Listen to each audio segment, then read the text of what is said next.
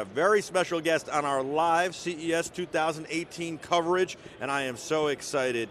Cora is joining us. She's a celebrity chef. She's got a new line of products, and welcome.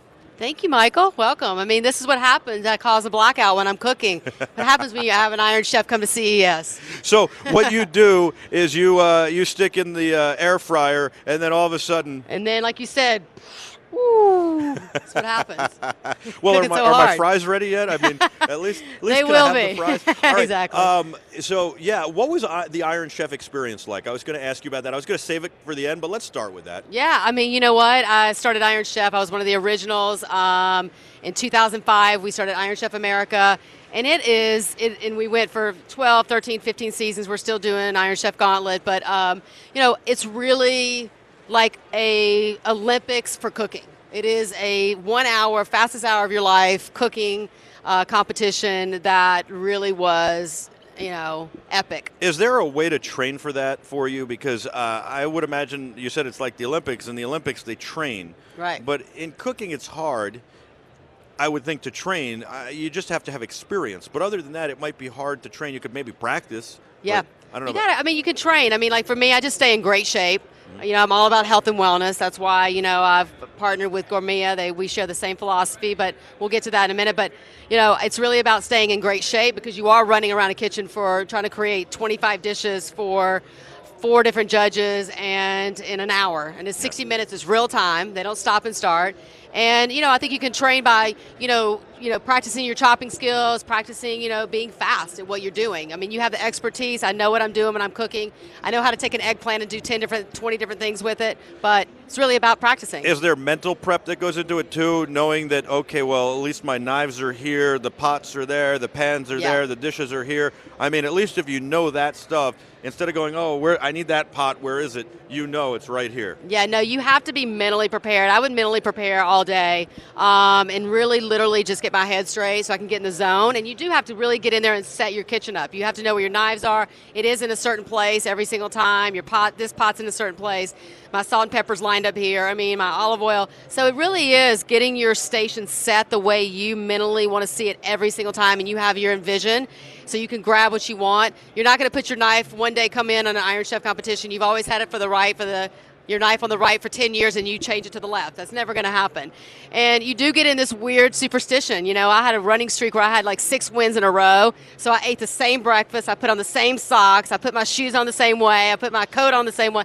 So you do it messes with your head a little bit. Did you do anything like, I know a lot of athletes, especially today, put on headphones and listen to music and get focused. Do you do that kind of thing? Yeah, I did that a lot during the day when I was getting focused. I'd go for a great run in New York. I would definitely put my headphones on, get some really great pumped up music on, and just get ready to walk in and do it. So very cool. So now you've got this new line you're showing off at CES with Gourmia. Yes. Let me ask you about the air fryer. I think that the air fryer, to me, was the hottest item at the holidays this season. It was flying off the shelves.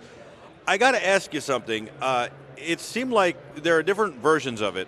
Right. But in my mind, in some cases, they were pitching it as an all-in-one kitchen, you know, oven, this, that, the other thing. It seemed a lot like Ron Popeil's kitchen rotisserie from the 1980s and 90s. Right. Is that far-fetched? I don't think it is in certain things. I think it's really what's happened with digital, and the reason why I embrace, you know, I've only always embraced my own products, and I really got my arms around Gourmia because we have the same philosophies about health and innovation, and really taking the home cook to, you know, elevate their game to being a home chef. And I think with the air fryer, this one in particular really does a lot of just what it is. It's a smaller version. It's really air frying. You've got a digital system here. You can do 10 or different settings on it, and it really works amazingly. All right, so walk me through, because I'm very curious. So I open the tray here, and I can put French fries in there? Fries, you could put fried zucchini, you could put a chicken breast in there. Okay, you could so put pretty much anything. Walk me through the whole process. I don't know. Let's say I'm really a novice at this. I could slice a potato and put it in there. You could slice some potatoes, put those in there. You don't need oil. You don't have to add oil, and you also has a non-stick aspect for that same reason, so you don't have to add any oil to it. You put it right in, okay, right here, and then this has a digital feature, so you can push. It's got 10 or so different features, so it could be chicken, it could be French fries, it could be a piece of meat, what have you. You push that, You push power, you push that button, and it does the cooking for you. Now, what about like chicken? If you want it to be fried, do you have to bread it first? So you'd have to like get some kind of base, whether it's milk or egg or whatever. Exactly. And then you'd have to bread it and put it in there. But French fries don't need anything. You just slice a potato, throw it in there. Correct. They don't need anything. Something you want breaded, like I'm doing fried avocado downstairs, fried zucchini. How do you do fried avocado? Oh, it's awesome. You just dip it the same way. You cut a firm avocado, you dip it in the flour, then the egg, and then the panko, the breadcrumb, and you put it right in. Again, no oil. It gives you sets the temperature for you with one push of a button, sets the time for you, same one, and then it'll alert you when it's done. I love fried food. Yes. It is not healthy, but is this a healthy alternative to fried food?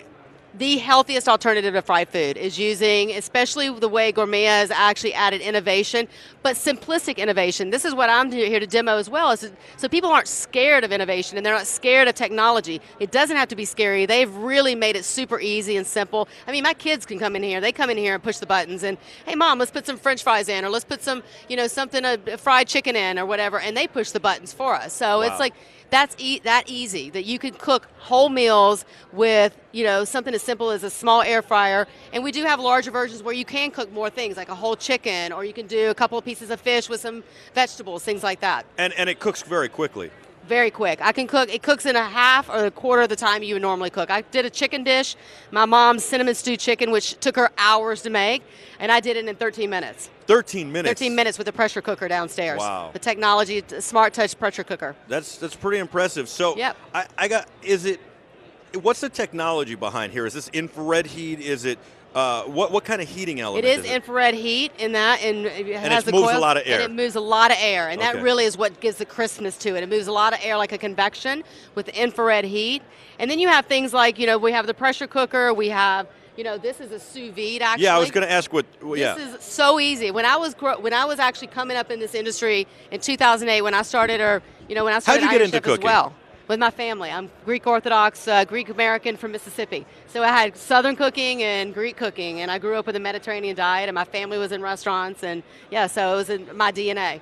Yeah, I loved it. Okay, so when you got into it in 2008. Yeah, sous vide machines were giant. I mean, they were huge. There was like 3 gallons of water. You couldn't lift them and take them anywhere, really. I mean, it was like, this has now changed what Gourmia has done. So we created the sous vide wand, and you put it on the side of a pot of water, circulates, you turn it on again. It's two buttons. You turn power on here, and you can adjust your heat here. So sous vide is about 150 to 160, something like that for fish, meat, chicken. And you put it on the side of the pot, it circulates, it gets up to temperature, it'll alarm you when it's at 150 or 155, and then it starts circulating for your amount of time that you need for that particular meat, fish, vegetables, what have you. So this would be a good way to cook meat. Great way to cook. It cooks it really gently. You take it out, it's like butter. You cook a filet or a New York in there, you take it out, you sear it 1 minute on each side, it's done, because it cooks it from the inside out. Now, you mentioned you eat very healthy. There are a lot of people who eat vegan these days. What about using either of these products with some alternative meat products, something maybe from Beyond Meat or Impossible Meat or tempeh or seitan? Yeah, well, I have my restaurant, I have a craft burger place. One of my 10 restaurants, I have a craft burger place in Santa Barbara we do the best vegan patty you'll ever have. And we cook that in here, and it just cooks it nice and crisp on the outside, nice and tender on the inside. And I mean, you can cook meat alternatives. You can absolutely cook pretty much anything that is definitely, you can lift it in, you can lift it out, put it in, it cooks it, nice crispness on the inside, nice tenderness on in the middle. So that's Mesa Burger. That's Mesa Burger. And actually, I want to say a quick one, Michael, if you don't mind. I want to say, sending prayers out to all of my friends and families in Santa Barbara, Montecito, who are going through the mudslides. They just had to endure the fires.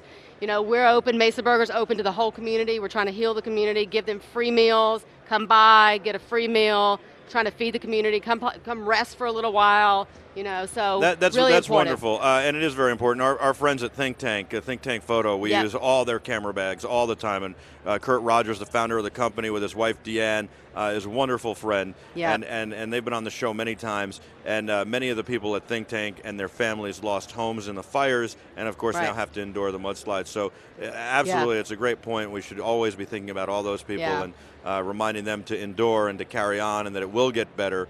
And it's day by day. You got to build back up, and it takes time. But But let's we'll do it. heal the community, and we're trying to be a part of that with Mesa Burger. Managed Patience is in the Slack chat, or the Twitch chat, sorry, and she just ate her dinner there in France. I know that because she's Managed Patience is in France, and wants to know about homemade pizza. Can you cook a pizza, not this one, but a bigger one? A bigger one, absolutely. In our 2500, the one that cooks like a rotisserie chicken and fish and vegetables and also fries, and you can even bake cakes in them, absolutely. You can definitely do a pizza inside of one of those really easily. I believe there's a setting for pizza, definitely. How many restaurants do you have? 10 restaurants, 300 pop-ups with Aramark, and oh my God! I have a restaurant, an international restaurant in Singapore as well. So how do you keep track of all this? I have amazing operators. We're on top of it. My fiance Nicole and I, who's also the CEO of our company, we are on a plane all the time, traveling everywhere. I imagine quality control is really important for you, so Huge. You've got to go to all these places. It's the most important, and so that's why we're on planes. We're visiting these locations. We're talking daily. We just got off a team meeting with 150 of our team that's all over the world. And what advice would you give to young, aspiring chefs that want to eventually kind of emulate what you've done? I mean, because you didn't start here. You started, obviously, in the beginning, but it doesn't seem like that when we're looking at you today. So what advice would you give to them? I think really it's about figure out, really reflect on what are your goals. What are your goals? What do you want to set out to do? For some people like myself who came from Mississippi, who really, it was just working class. Restaurants were working class when I went to school. I had to go to New York. I left so I could get out of and go to New York and really follow my dreams, and went to culinary school and the Culinary Institute of America. Did you always dream of having so many restaurants and kiosks and all this stuff, or did you say, I just want to have a restaurant? Or did you know that there was a bigger vision down the road? I honestly, when I went to culinary school, I really just wanted to have a great restaurant, and I thought maybe I'll do a cookbook. And obviously, that's I've gone way beyond my goals. But I think you do start like that. I think, don't look at your culinary career as I want to be on television. Don't go from 0 to 60. Take it step by step. Set some realistic goals. This is what I would tell all the aspiring chefs out there. Go to culinary school if you feel like it, or go knock on the door of a really amazing chef like myself and come work for me. That's a good idea, and that's some pretty awesome advice. Now, I mean, do you use this in real life? I don't mean at home. I know that you use it at home, but I mean, would you, and maybe not this model, because obviously when you work in a kitchen that's a commercial-grade kitchen, you have to use commercial appliances, but would you use an air fryer at locations in a real restaurant? Absolutely. I mean, one of my goals for when we expand Mesa Burger is I really want to do air-fried fries for people who want a lower fat. It was one of the ideas I had for the first one, and really now that they've gotten so innovative, especially the Gourmia products, I mean, they have been doing amazing things. I would definitely do that because I really want, that's something that's really been a dream of mine, is to give people, when they come to a burger joint, my burger joint, to give them an option of deep fried fries, or you want, air fried, something healthier. Well, this is phenomenal. I'm really excited about it. I have to get one of these and check it out and let our audience know what I think. And I know that they're already clamoring for it, and we got a lot of people in Twitch chat already clamoring for please. it. Do you remember the Ron Popeil things? I do remember. Do you remember what the line was? I was. Did you ever try using one? Did you try and make a chicken in one? I did not. My parents would never buy one. I wanted one so badly. I would beg my mother for one, and I never got one. I wanted to see what it would be like. It seemed so appealing, and it wasn't. Do you remember the line? I do remember the line. I remember all the commercials. What was the line? Oh, you mean his line? Yeah. No, you tell me the line. Set it and forget it. Oh, I love that. And it's kind of a cliche for this because this is so simple. Yeah. Obviously, a much different class of product and all that. Not comparing it in that way, but you can really, like you said, it's so easy. You just put it in and then you set it and forget it. You set it and forget it, because it does tell you. You can hear it. We have a 2-story house. You can hear it from upstairs. Wow. The bell goes off. This the is alert. Really cool. And we also connected to Hey Google too with a lot of our appliances as well. We're really connecting with. We have a coffee maker that we can call down. Hey, coffee maker, make me a. Hey Google, make me a strong cup of coffee this morning. It turns our coffee maker on. Yeah. I need to get one of those. So can you work with Alexa too in the future? I don't know about that. We're really really with Google right now. I'm gonna have to get a Google speaker just for that. I'll be like, Hello, Google. Make me a Yeah. cup of coffee. Can it do the toster too? Can we do a toaster? We're working on that. Because I'd like to. So Doc Brown, you remember Back to the Future? Yeah. I'm a big Back to Yeah, the Future fan. You had when he would wake up with the ball would roll down the thing, and then it kicked the shoe, and the shoe would kick something, and then something would happen, and then flip over, and then the toaster would go. I just want to be. I want the toast to be ready when I get up, but I don't want to have to do that whole contraption, and I don't want to have to take up space in my place. I hear you. I'm having Gourmia work on hey Google, prep my food for me. Oh, I love it. prep dinner for me. Kat, you're the best. You're making it the Thank Jetsons. you so You're making much. the Jetsons come true. We you are the best. This is a lot of great stuff. Check it out. It's the Gourmia air fryer and the sous vide. We have pressure cookers. We got coffee makers, tea makers. We have everything. So just check it out. And Kat, you are partnered with them. You do great stuff. Check out her restaurants as well. Mesa Burger, Wicked Eats. The list goes on and on. You're going to find them everywhere. Kitchen. Yes, definitely. You're Thank awesome. you, Michael. Enjoy the rest of CES. Have you had fun so far? Had a blast. Thank you. Thank you for being on. We're going to take a break. We'll be back with a whole lot more live from CES 2018 right after this. Your live continuing coverage. Stay with us.